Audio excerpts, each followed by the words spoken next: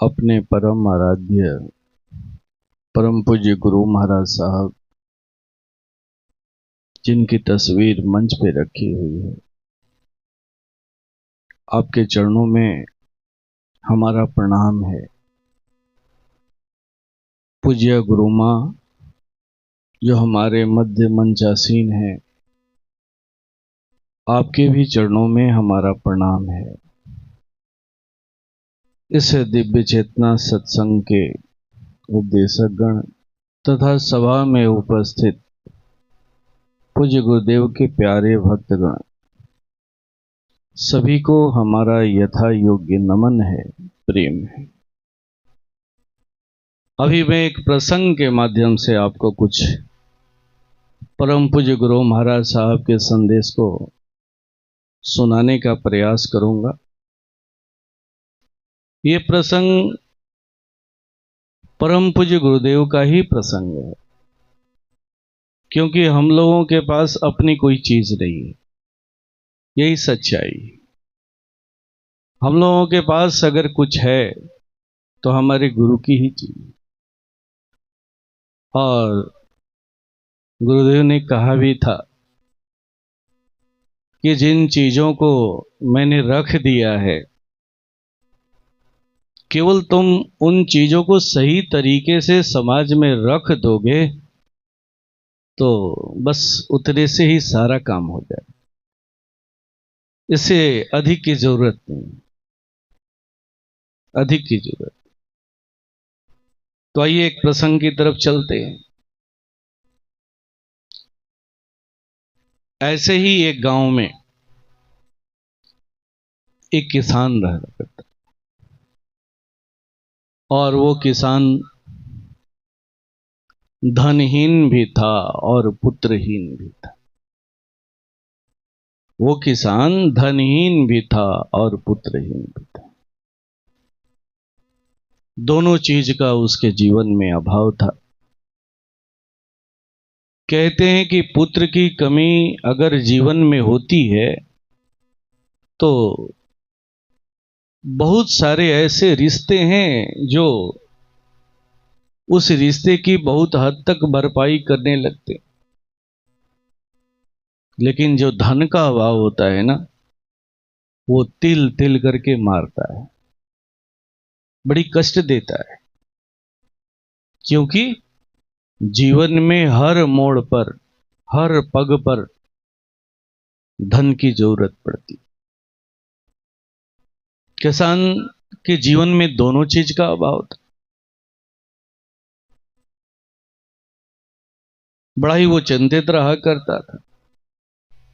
ठीक एक समय में उस गांव में ऐसे ही एक सत्संग का आयोजन रखा गया। किसी ने सत्संग का आयोजन रखा था। सत्संग कार्यक्रम में एक से बढ़कर के एक संत महात्मा बुलाए गए थे, ताकि एक अच्छा संदेश वहां के लोगों को दिया जा सके, सही रास्ते पर चलाया जा सके, सत्य के बोध की बात बताई जा सके। एक गांव का किसी बुद्धिजीवी व्यक्ति ने उस किसान से कहा कि ऐसा है कि इस गांव में एक से बढ़कर के एक महात्मा लोग आए हुए, और तुम अपने जीवन में जितना भी धन कमाने का प्रयास करते हो वो बार बार निष्फल हो जाता है, बार बार निष्फल हो जाता है। ऐसा करो ना, जाओ किसी संत महात्मा के पास जाओ, जाकर के उनसे विनती करो, प्रार्थना करो। अगर उनकी एक दृष्टि तुम्हारे ऊपर पड़ जाएगी तो हो सकता है तुम्हारे जीवन में बदलाव आ जाए। जिस चीज का अभाव तुम्हारे जीवन में है वो अभाव समाप्त हो जाए। और उस किसान को ये बात बड़ी ही अच्छी लगी, और कहते हैं कि वो उस सत्संग सभा में गया, जाकर के एक संत महात्मा जो थे उनकी ओर थोड़ा सा वो आकर्षित हुआ, उन्हें वो ठीक ठाक लगे और महात्मा जी के पास जाकर के बड़े भाव के साथ अपने बात को निवेदन किया। प्रभु, मैं अपने जीवन में कितना भी प्रयास करता हूँ, कितना भी परिश्रम करता हूँ, मेरी गरीबी जो है ना वो दूर होने का नाम ही नहीं ले। आप कुछ ऐसा उपाय कर देते, कोई रास्ता बता देते। महात्मा जी उसके बात को सुन करके मौन हो गए, चुप लगा, कोई उत्तर उन्होंने नहीं दिया। किसान थोड़ी देर तक इंतजार किया और निराश होकर के लौट गए। जिस व्यक्ति ने उसे महात्मा जी के पास भेजा था, उसने पूछा कि क्या तुम महात्मा जी के पास गए थे? तो किसान ने कहा कि हाँ गया था, मैं अपना निवेदन भी उनके सामने रखा, निवेदन भी किया, लेकिन उन्होंने मेरी बात को अनसुनी। जो व्यक्ति समझा रहा था ना वो बड़ा ही बुद्धिजीवी था। उसने कहा कि तुम इतनी बड़ी चीज, इतनी कीमती चीज मांगने के लिए जा रहे हो, क्या समझ रहे हो तुम्हें इतनी आसानी से वो चीज मिल जाएगी? नहीं मिलेगी। इसके लिए तुम्हें उनकी सेवा करनी पड़े। जाओ, उनके पास जाओ, कुछ दिन तक रहो, उनकी सेवा करो, क्योंकि सेवा ऐसी चीज है, ऐसी चीज है कि किसी को भी वो मोड़ सकती है। सेवा ऐसी चीज है कि वो किसी को भी मोड़ सकती। सेवा में वो दम है कि तुम जो चाहो वो प्राप्त कर सकते, मजबूर कर सकते हो। और सच्चाई भी यही है कि परमात्मा सबसे ज्यादा अगर प्रसन्न होता है ना तो सेवा से ही होता, सेवा से। और ये बात उस व्यक्ति को समझ में आ गई। अब वो एक व्यक्ति महात्मा जी जहां जिस आश्रम में रहा करते थे वहां पर जाकर के पहुंच और उनकी सेवा में वो लग गया। कुछ विनती नहीं किया, कुछ प्रार्थना नहीं किया, वो सेवा में लग गया। महात्मा जी की भी निगाह उस पर थी, एक दृष्टि वो रखते थे कि क्या कर रहा है। और कहते हैं कि एक दिन ऐसा समय आया कि वो बड़ा ही प्रसन्न हुए और उन्होंने बुला करके पूछा कि कहो क्या चाहते हो? तो उस किसान ने फिर वही बात रखा, गुरुजी मेरी गरीबी दूर हो जाती, मेरी गरीबी दूर हो जाती। गुरुजी फिर बात उसकी सुन करके मौन हो गए। मन ही मन सोचने लगे कि कितना बड़ा ये मूर्ख है। जो धन मेरे पास है, जिस धन का मैं राजा हूं, वो धन ये नहीं मांग रहा है और ऐसी चीज मांग रहा है, ऐसी चीज मांग रहा है जिसमें ये बुरी तरह से फंसने वाला है। गुरुजी मौन हो। वो किसान भी गुरुजी को जब मौन देखा तो कुछ समझ नहीं पाया, लेकिन वो इस बात को अच्छी तरह से समझ चुका था कि अगर कुछ पाना है तो उसका मार्ग एकमात्र सेवा है, सेवा। फिर वो सेवा में लग गया। कुछ दिन तक उसकी सेवा चलती रही। फिर एक दिन गुरुजी प्रसन्न हुए और उन्होंने बुला करके पूछा, बोलो क्या चाहते?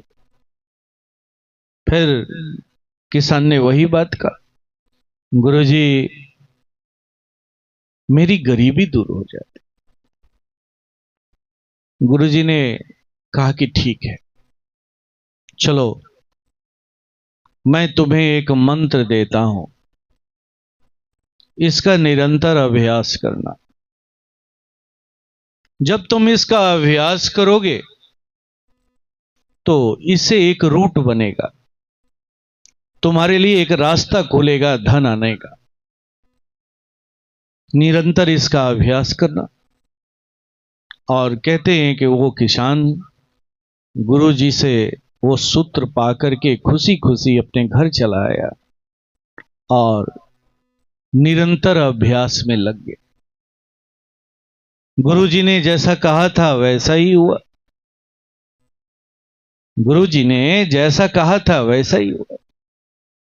कुछ दिनों के अभ्यास के बाद उसके जीवन में वो रूट बना, धन आने का रास्ता बना, ऐसा संजोग प्राप्त हुआ और धन की बरसात शुरू हो। जो धन उसके पास ठहरता नहीं था वो अब धन ठहरने लगा। और कहते हैं कि कुछ ही दिन के बाद वो किसान उस गांव का सबसे अमीर व्यक्ति बन गया। सबसे अमीर व्यक्ति। कुछ दिनों तक अमीरी का आनंद लेते रहा, क्योंकि नई नई गरीबी दूर हुई थी। अब वो अपने अमीरी का सुख उठाते रहा, उसका आनंद लेते रहा। और एक दिन अनायास उसके मन में आया कि मैंने तो बहुत सारा धन कमा लिया है, अब मैं धीरे धीरे बूढ़ा हो रहा हूं, अगर मेरी मृत्यु हो जाएगी तो इस धन का क्या होगा? कौन भोगेगा? इसका सुख कौन उठाएगा? और वो उसके मन में उठा कि काश कोई मेरे जीवन में संतान होती। अब उस किसान के मन में फिर वही उपाय नजर आ रहा था कि चला जाए गुरुजी के पास, उनकी सेवा में लगा जाए। वही जो है ना, वो इसका समाधान कर सकते हैं, वही कुछ उपाय कर सकते हैं जिससे मेरे जीवन में संतान सुख भी हो। और इसी उद्देश्य के साथ वो किसान फिर उस आश्रम में गया, गुरु जी की सेवा में लग गया। और एक दिन गुरु जी पुनः प्रसन्न हुए। जैसे ही प्रसन्न हुए उन्होंने बुलाया, बोलो क्या चाहते हो, किस उद्देश्य से आए हो? किसान ने कहा कि गुरु जी, आपने जो मुझे उपाय बताया था ना, उस उपाय से मेरी गरीबी तो दूर हो गई। मेरे जीवन में बहुत सारा धन इकट्ठा हो चुका है, लेकिन मैं कितना दिन उस धन का सुख उठाऊंगा गुरुजी। मैं चाहता हूं कि एक संतान दे देते ताकि उस धन का वो उपयोग कर सके, उसका सुख उठा सके। क्योंकि मैं कितना दिन रहूंगा, फिर मेरे जाने के बाद वो आपका दिया हुआ धन जो है ना, तहस नहस हो जाएगा, खत्म हो जाएगा। और इस तरह से बड़े चालाकी के साथ गुरु जी के सामने अपनी बात को रखा। गुरु जी, आपका ही तो दिया हुआ है, वो धन आपका ही तो है, मेरा थोड़ी है। गुरु जी भी उसके भाव को समझ रहे थे, लेकिन सेवा से काफी प्रसन्न थे। तो उन्होंने कहा कि चलो ठीक है। मन ही मन तो गुरु जी सोच रहे थे कि ये तो फंसने जा रहा है, बुरी तरह से फंस रहा है। पहले धन के चक्कर में फंसा, अब ये एक दूसरा इच्छा लेकर के आया है, ये भी फंसने जा रहा है। लेकिन मेरे पास जो चीज है उसको ये नहीं मांग रहा है। फिर भी गुरुजी ने कहा कि चलो ठीक है। और गुरुजी ने फिर एक और मंत्र दिया और कहा कि ठीक है, जाओ, इसका इस तरह से तुम अभ्यास करना, और जब अभ्यास करोगे, मंत्र जब सिद्ध होगा, तो तुम्हारे जीवन में संतान सुख भी प्राप्त हो। और हुआ भी ऐसा ही। कुछ दिनों के बाद उस किसान के जीवन में संतान सुख की प्राप्ति। अब वो किसान संतान सुख को उठाने लगा, उसका लालन पालन बड़े शौक से कर रहा था। धन की कोई कमी तो थी नहीं। सबसे बड़ा जो अभाव जो है, तिल तिल करके जो मारता है, धन का अभाव, इसकी तो कोई कमी थी नहीं। बड़ा दिन सुंदर कट रहा था। फिर किसान के अंदर में एक दिन विचार उठा कि अब तो और मैं जर्जर हो रहा हूं, बूढ़ा हो चुका हूं, और अभी बालक जो है ना छोटा है, थोड़ा ये सयाना हो जाता और जब इस धन का सुख उठाता तो इसके सुख उठाने को देकर के मैं कितना खुश होता, सुखी होता। चलता हूं गुरुजी के पास, कहता हूं कि गुरुजी आप मुझे अमर बना दीजिए, क्योंकि मेरी मृत्यु जब नहीं होगी तो जब ये बच्चा जवान होगा तो देखूंगा उसके सुख को, तो मुझे भी आनंद मिलेगा, सुख मिलेगा। और पुनः इसी इच्छा को लेकर के वो आश्रम में आया। सूत्र तो उसे मिल ही चुका था। गुरु जी से कुछ भी प्राप्त करना है तो उसका उपाय क्या है? सेवा। फिर वो सेवा में लग गया। गुरु जी प्रसन्न हुए। गुरु जी ने पूछा कि कहो क्या चाहते हो? तो गुरु जी, धन भी आप ही का दिया हुआ है, संतान भी गुरु जी आप ही का दिया हुआ है, वो मेरा थोड़ी है, आप ही का तो है। मैं चाहता हूं कि आप मुझे अमर बना देते, ताकि जब वो बच्चा नौजवान होता और उस धन का सुख उठाता तो उसके सुख को देकर के मैं सुखी होता, आनंदित होता। ऐसा कुछ उपाय कर दीजिए गुरु जी, आप ही हैं जो ऐसा कर सकते हैं। अब गुरुजी परेशान हो गए सुनकर, कहां ये फंसता चला जा रहा है, किस भाव सागर में ये डूबता चला जा रहा है। तो कहते हैं कि गुरु बड़ी दूर की सोचते हैं, उनकी दृष्टि जो है ना बहुत ही दूर की होती है, और भटके हुए को कैसे सही रास्ते पर लाना होता है वो एकमात्र इस संसार में अगर कोई जानता है तो वो गुरु ही जानता है। गुरु जी ने कहा कि चलो ठीक है, तुम्हें एक ऐसी जगह पर मैं भेज रहा हूं, वहां जाओ। यहां से 10 किलोमीटर की दूरी पर जब जाओगे पूरब की तरफ तो तुम्हें एक जंगल मिलेगा। फिर उस जंगल को पार करोगे, फिर 10 किलोमीटर और आगे बढ़ोगे तो एक दूसरा जंगल मिलेगा, और उस जंगल के मध्य में जब पहुंचोगे तो तुम्हें एक सरोवर मिलेगा। उस सरोवर में जाकर के तुम स्नान कर लेना, तुम अमर हो जाओ। गुरु जी की बात सुन करके वो किसान बड़ा ही प्रसन्न हुआ, और अब वो सुबह का भी इंतजार नहीं कर रहा है, घर भी नहीं जा रहा है। अब उस आश्रम से ही वो रात को ही निकल पड़ता है, जल्दी से जल्दी उस सरोवर में पहुंच जाऊं, स्नान कर लूं और अमर हो जाऊं, अमर हो जाऊं। हमारे बीच बहुत सारे लोग हैं जिनके अंदर में अमरता की बहुत चाहना होती है।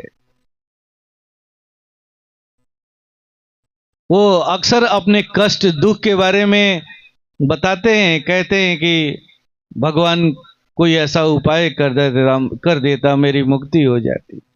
और सचमुच अगर प्रस्ताव रख दीजिए ना तो सबसे पहले वही हटते हैं, भागते हैं, नहीं नहीं मुझे नहीं चाहिए, सबसे पहले भागते। ये अक्सर देखने को मिलता। और अब वो किसान निकल पड़ा। सुबह होते होते वो 10 किलोमीटर की यात्रा कर लिया, और जैसे ही 10 किलोमीटर पार किया तो दिखता है कि एक सुंदर सा जंगल दिखाई दे रहा है। जंगल को जैसे ही देखता है और खुशी से झूम उठता है, उसके सारे थकान दूर हो जाते। मैं अपने लक्ष्य की ओर बढ़ रहा हूं, कुछ ही देर के बाद अमर हो जाऊंगा, सारी संसार की खुशहाली मुझे प्राप्त हो जाएगी। अब इसी कल्पना में खोया हुआ है और बड़ी तीव्र गति के साथ बढ़ते चला जा रहा है। फिर 10 किलोमीटर की यात्रा वो पूरा करता है और दूसरा जंगल भी आ जाता है। फिर वो जंगल में प्रवेश करता है तो वो सरोवर भी उसे दिखाई, सरोवर जब दिखाई देता है तो सारे दुख दर्द कष्ट सब दूर हो जाते। अब वो जल्दी से अमर होना चाहता है, उस सरोवर में स्नान करना चाहता है। और कहते हैं कि कपड़ा वगैरह खोल करके सरोवर के किनारे जैसे ही वो उतरने को होता है, एक आवाज आती है, ठहरो रुको। आवाज सुन करके वो चौंक जाता है, चौंक जाता है, इधर उधर देखने लगता है, लेकिन वहां कोई दिखाई नहीं देता है उसे। फिर सोचता है कि हो सकता है कहीं से आवाज आई हो, मुझे भ्रम हो गया हो। फिर वो दोबारा सरोवर में उतरने का जब प्रयास करता है तो फिर एक आवाज आती, ठहरो रुको। अब जैसे ही ये आवाज सुनता है, अब उसे लगता है कि नहीं, सचमुच यहां कोई है। और बड़ी गौर से चारों तरफ जब दृष्टि दौड़ाता है तो दिखता है कि सरोवर के ही किनारे एक वृक्ष के सबसे ऊपर टहनी पर एक कौवा बैठा हुआ है और ये आवाज वहीं से आ रही। अब किसान थोड़ा सा उस वृक्ष के नजदीक जाता है तो देखता है कि वो कौवा की दशा कैसी है, तो केवल और केवल कंकाल रह गया है, मांस नाम का कोई चीज उसके शरीर में नहीं, केवल और केवल कंकाल रहे। कौवा से पूछता है, क्या ये आवाज ठहरो रुको आपकी ही थी? कौवा ने कहा कि हां, मैं ही तुम्हें रुकने के लिए कह रहा था। मेरी जो दशा देख रहे हो ना, ये दशा इस सरोवर में स्नान करने से हुई हुई है। मैं भी तुम्हारी तरह पहले कभी अमर होने के लिए आया था और इस सरोवर में स्नान किया था और मुझे अमरता प्राप्त हो गई। लेकिन आज स्थिति है कि मैं अमर तो हो गया हूं, लेकिन ढंग से उड़ भी नहीं सकता, चल नहीं सकता, भोजन भी नहीं कर सकता। सारे शरीर के मांस गल गए हैं, लेकिन अब मैं मर भी नहीं सकता। यही बात मैं यहां जो भी सरोवर में स्नान करने के लिए लोग आते हैं, चेताने के लिए मेरी ड्यूटी दी गई है। और विशेष रूप से अगर कुछ जानना चाहते हो तो मुझे, मेरा निवेदन है आपको कि आप थोड़ी दूर और आगे बढ़ जाइए, एक आश्रम है, वहां गुरुजी रहते हैं। एक बार अमर होने से पहले उनसे जाकर के मिल लीजिए, एक बार उनसे जाकर के मिल लीजिए। अब वो किसान जब कौवे को देखा तो उसके अंदर में एक प्रश्न उठा, बात तो ये ठीक कह रहा है, थोड़ा सा आगे बढ़ के देख लिया जाए। जब इतनी दूर आ गया हूं तो उस आश्रम में जाकर के वहां के गुरुजी से मिलने में क्या दिक्कत है? ये सरोवर तो कहीं उड़ करके जाने वाला नहीं है, ये तो यहीं रहेगा। 10 मिनट की बात है, चल करके मिल लेते हैं। और कहते हैं कि वो उस ओर बढ़ गया। जैसे ही वो आश्रम में प्रवेश किया, गुरुजी से भेंट हो जाती है। गुरुजी देखते ही पहचान जाते हैं, पूछते हैं, क्या तुम अमर होने के लिए आए हो? किसान कहता है कि हाँ गुरुजी, मैं अमर के लिए होने के लिए आया। गुरुजी ने कहा कि अमर होना बहुत अच्छी बात है, लेकिन अमर होने के पहले क्या तुम अमर लोग को नहीं देखना चाहोगे? तो किसान ने कहा, हाँ गुरुजी, मैं जरूर देखना चाहूंगा। और गुरुजी उसे लेकर के थोड़ी देर आगे बढ़ते हैं तो किसान वहां देखता है कि दो पहलवान आपस में लड़ रहे हैं, मर रहे हैं। एक पहलवान दूसरे पहलवान को मार रहा है, दूसरा पहलवान पहले वाले पहलवान को मार रहा है। उसको वो उठा के पटकता है, कभी कभी दूसरा पहले वाले को उठा के पटकता है। जब पटकता है तो दर्द से कराहता है, लहूलुहान हो चुका है, जगह जगह से खून निकल रहा है, तड़प रहा है, फिर उड़ता है, फिर लड़ता है, फिर पटका जाता है, दर्द से कराहने लगता है, लेकिन किसी की मृत्यु नहीं हो रही। किसान ने गुरुजी से पूछा कि क्या ये अमरलोक है? तो गुरुजी ने कहा, हाँ अभी तो ये टेलर है, थोड़ा सा चलो और आगे बढ़ो। जब थोड़ा सा और आगे बढ़ता है तो देखता है कि बहुत सारे सैकड़ों लोग, कोई तीर चला रहा है, कोई भाला चला रहा है, कोई फरसा चला रहा है, कोई गधा से किसी को मार रहा है, सब एक दूसरे को मारने में लगे हुए हैं, काटने में लगे हुए हैं, लेकिन कोई मर नहीं रहा। सभी लहूलुहान पड़े हुए, दर्द से कराह रहे हैं। किसान जब इस दृश्य को देखता है तो दहल जाता है। गुरुजी पूछते हैं, क्या अब भी तुम अमर होना चाहोगे? यही अमर लोक की सच्चाई है। किसान ने कहा कि नहीं गुरुजी, अब मैं अमर होना नहीं चाहता। गुरुजी ने समझाते हुए कहा कि अमरता तो इन्हें प्राप्त हो गई है, लेकिन इनकी ईर्ष्या, इनका द्वेष, इनके मन की चंचलता वैसे ही की वैसे ही है, जो इन्हें पशु बनाने के लिए मजबूर की हुई है, मजबूर की। इनको देखो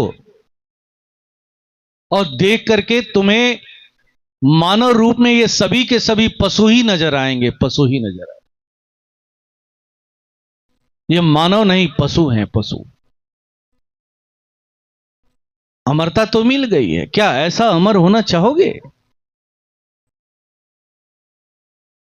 क्या मनुष्य अगर मानव योनि में आया है तो इसी के लिए आया, इसी अमरता को प्राप्त करने के लिए आया जिसकी कामना लोग रखते?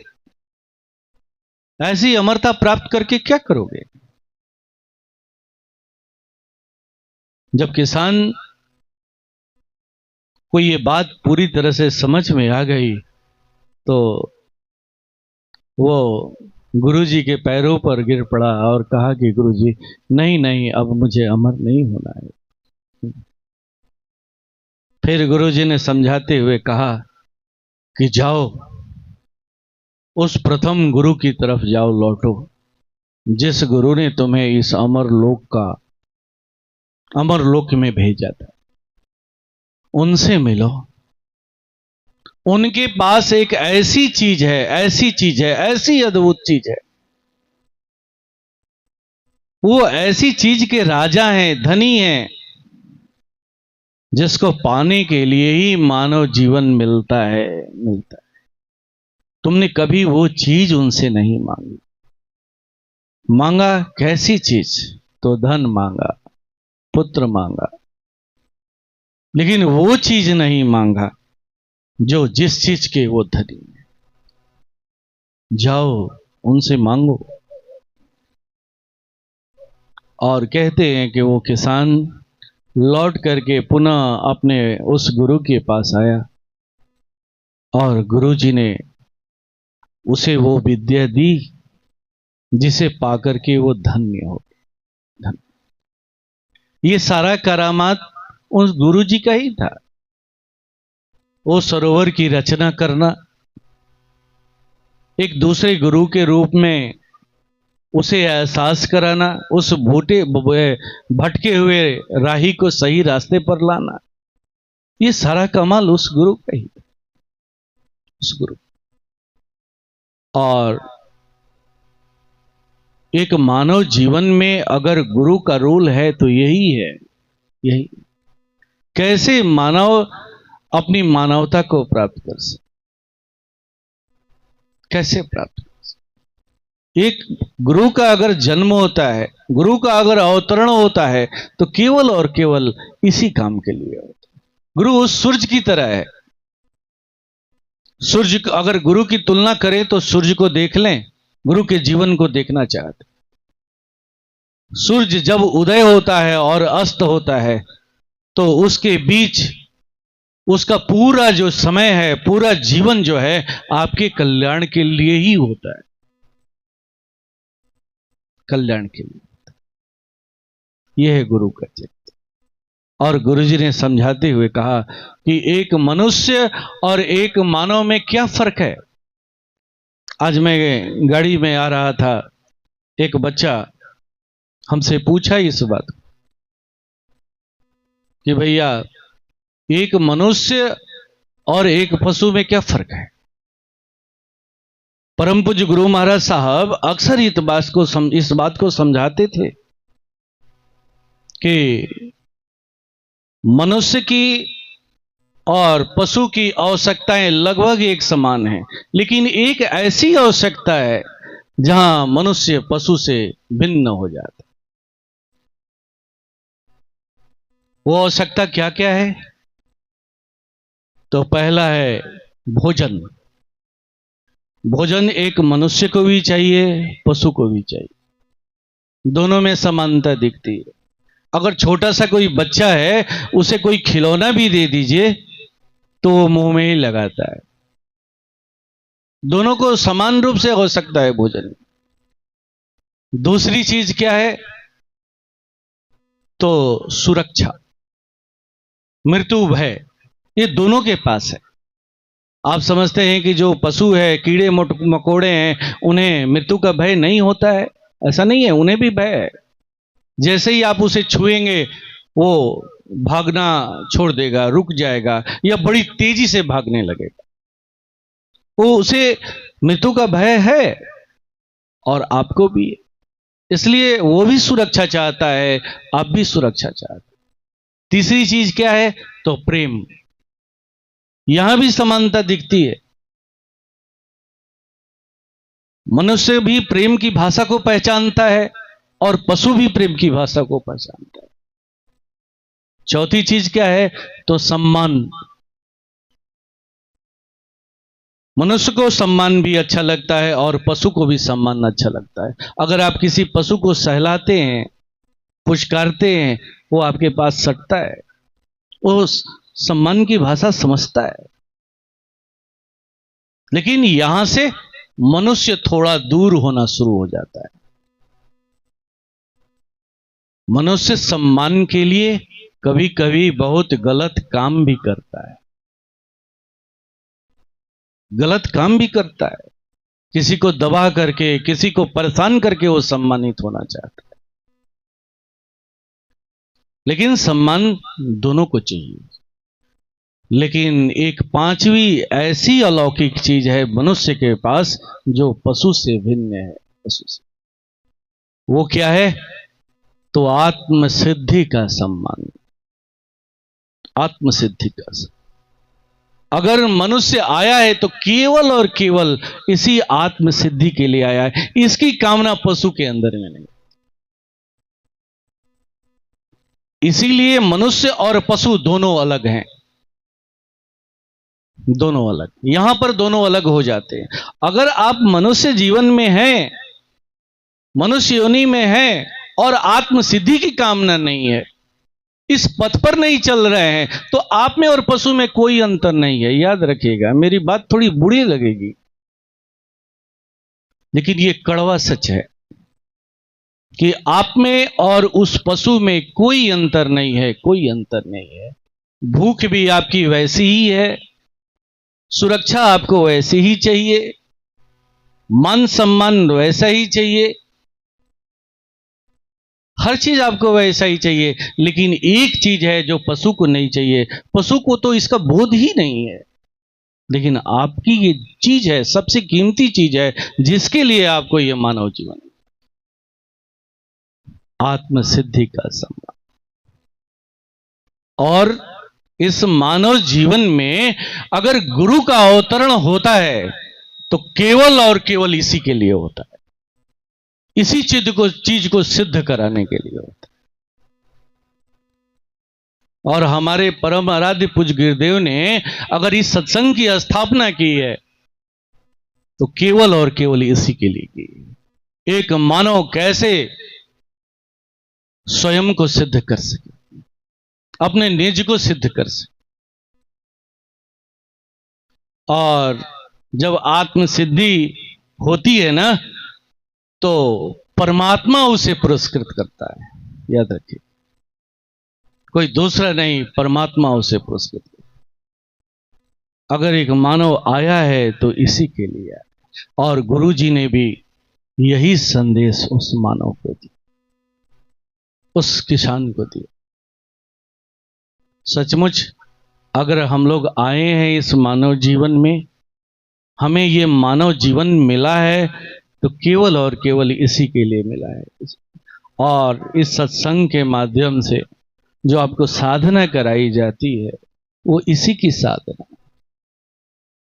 कैसे उस सम्मान को प्राप्त, जब राम को आत्मसिद्धि का सम्मान मिला तो राम को गए कितने वर्ष हो गए, कितने युग हो गए, लेकिन वो अयोध्या आज भी पूजी जा रही। जब एक पुरुष अपने आत्मा को सिद्ध कर लेता है, उस सम्मान को प्राप्त कर लेता है, तो जब तक वो रहता ही है, लोग ईश्वर परमात्मा के रूप में उसे स्वीकार करते हैं। साथ ही साथ जब वो चला जाता है तो लोग उस भूमि को स्वीकार, उस भूमि को स्वीकार। कृष्ण चले गए, लेकिन आज वो मथुरा आज भी वैसे ही पूजी जा रही, वैसे ही पूजी। ये है आत्मसिद्धि। और सच्चाई यही है कि अगर आप इस मानव योनि में आए हैं तो केवल और केवल इसी के लिए आए हैं, उस आत्मसिद्धि के सम्मान, उसे सिद्ध करने के। और यहां आकर के भी अगर आप उस काम को नहीं करते, नहीं चेतते हैं, तो याद रखिएगा आपका जमानत जब्त भी होने वाला है। ठीक वैसे ही जैसे एक नेताजी इलेक्शन में खड़े होते हैं ना, तो 5 साल का जब वो जीतते हैं तो 5 साल की अवधि दी जाती है कुछ काम करने के लिए, और जब वो काम नहीं करते हैं तो क्या होता है, अगले इलेक्शन में उनकी जमानत जब्त हो जाती है। ठीक वही स्थिति आपकी, हमारी, सबकी होने वाली है, क्योंकि ये जीवन मिला था तो केवल और केवल आत्मसिद्धि को प्राप्त करने के लिए मिला। लेकिन यहां आकर के हम कम कर क्या रहे हैं, इसी को भूले हुए। उस सम्मान को प्राप्त करने के लिए हम किसी को दबा के सम्मान प्राप्त करना चाहते हैं, किसी को नीचा दिखा करके सम्मान प्राप्त करना चाहते हैं, लेकिन उस सम्मान को नहीं प्राप्त करना चाहते हैं जिसे परमात्मा पुरस्कृत करता है, पुरस्कृत। इसी क्रम में हमारे परम आराध्य पूज्य गुरुदेव ने इस सत्संग की स्थापना, और हर मानव को ऐसे सत्संग की जरूरत है, हर मानव।